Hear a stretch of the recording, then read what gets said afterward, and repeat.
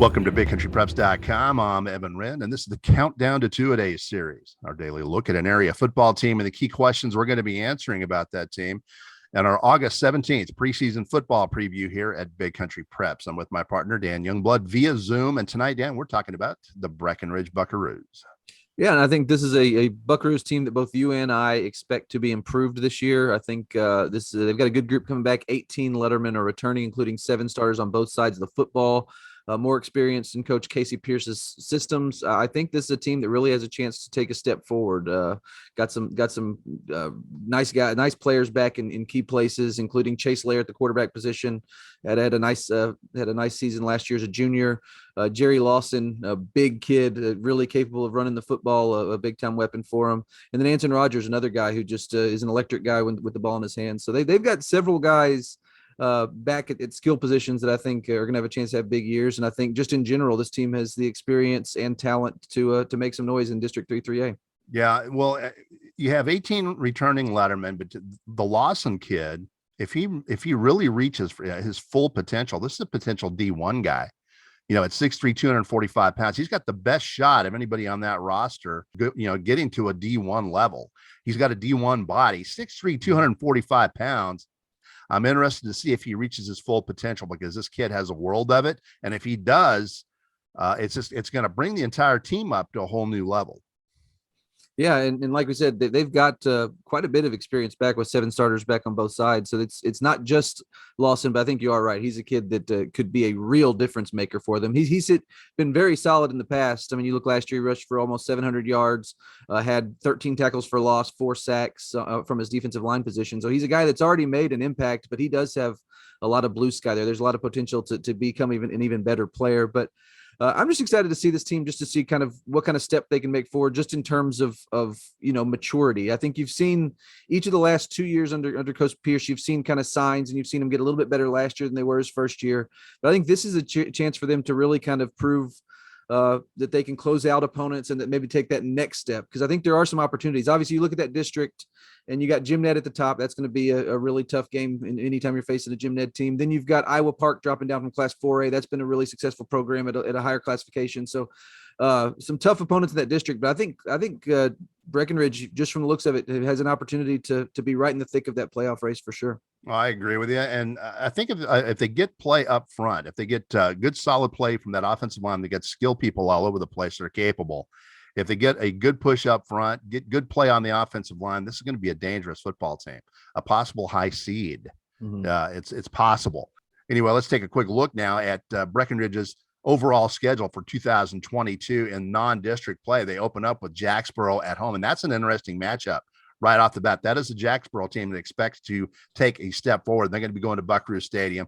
Then they're going to be going to Childress in week 2 on September 2nd. That's another interesting matchup. They host Cisco, which is another good ball game, on September the 9th. They travel to Eastland on the 16th, and then they host Fort Worth Benbrook on September the 23rd before being idle on September 30th. Yeah, in true Breckenridge fashion, they have loaded up that non-district schedule. Yes. So they've got a lot of games that'll help get them ready for district, which opens with a tough one. They open right off the bat on October 7th on the road at Iowa Park, which, as I said before, is a team that's dropping down in classification that has been successful in recent years. They follow that up with a game at Vernon. Then they host Jim Ned on October 21st. And then they finish up district with a game at Bowie, and then a potentially big home game at Clyde to finish off. So you look at the schedule, it's pretty much tough from top to bottom, and that non-district schedule is really going to go a long way toward getting them ready for that district slate. Key game, if you're going to look at Breckenridge's key game of the year, I'm looking pretty hard at that game at Vernon in the second week of district play. They open at Iowa Park, and they'll probably be an underdog there.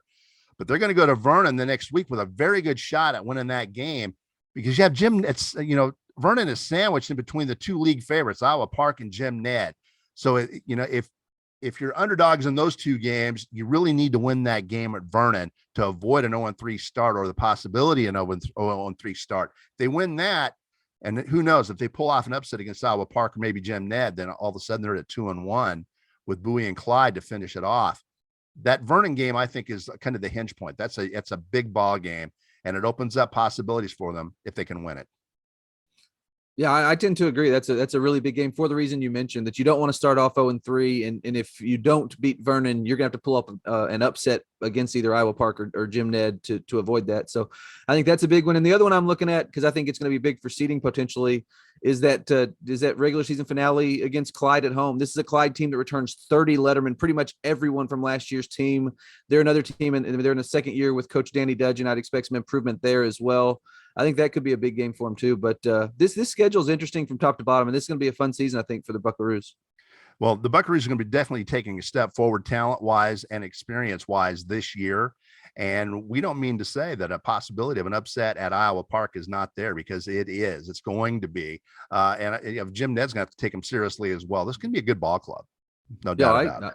Yeah, I agree. And I think potentially, obviously, Jim Ned's got a lot of talent coming up from their JV, and they've got a lot of talent still remaining from the last couple of teams, but they do lose some key players as well. So Jim Ned may not be quite as strong as at the highest levels in some of those positions as they've been in the past. So this is going to be a pretty wide open district in some ways, I think. In Breckenridge, if they improve as much as we think they might, they could definitely be in the thick of that. And with that, it's just about time to wrap up tonight's edition of the Countdown to Two-A-Days series, the Breckenridge Buckaroos. But before we do that, we want to remind you, we've got 3 separate subscription packages here at Big Country Preps. We got a monthly for $5 a month. We got a semi-annual 6-month subscription where we knock that price down to $4 a month. And we've got an annual 12-month subscription where we knock that price down to $3 a month, $36 for a full year of Big Country High School athletic coverage. And keep in mind that even though we've got high inflation these days in this country, we've kept our prices the same. We're running with the same prices we did in 2018.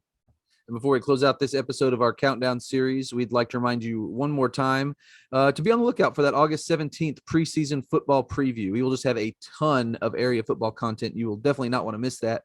In the meantime, thank you for joining us for this episode of our Countdown to Two-A-Days series. And make sure you join us again tomorrow when we will be talking about the Clyde Bulldogs here at BigCountryPreps.com.